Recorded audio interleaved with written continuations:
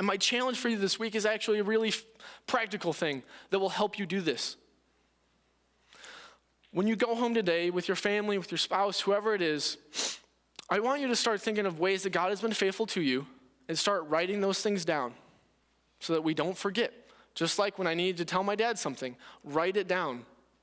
But keep that to yourself. Designate a jar or a container at home that you can put that note into.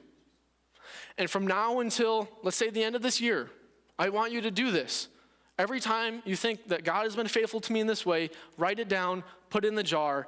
And maybe Christmas this year, a great time that you spend with family, you take out the jar, the box, the container, whatever it is, and you dump those notes out, and you read through them with your family, and you see, God has been faithful to us in so many ways. That's a physical thing, a practical thing that you can do to remember God's faithfulness to you. So then, when things happen, when God calls you to step out into faith, instead of being nervous and frozen and worried and just thinking all about us and how am I going to get through this, we can think, God's already gotten me through so much. Why would I not trust him now? Or maybe as you pray, you keep a prayer journal. Those are awesome. You can write down what you're praying for, and then when those things get resolved later on, go back to it and write, this is how I saw God move. This is how God answered this prayer.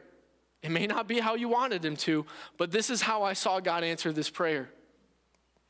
Do something that is very practical for you, for your family, that will remind you of God's faithfulness. Because remembering God's faithfulness is what carries us through our discomfort zones.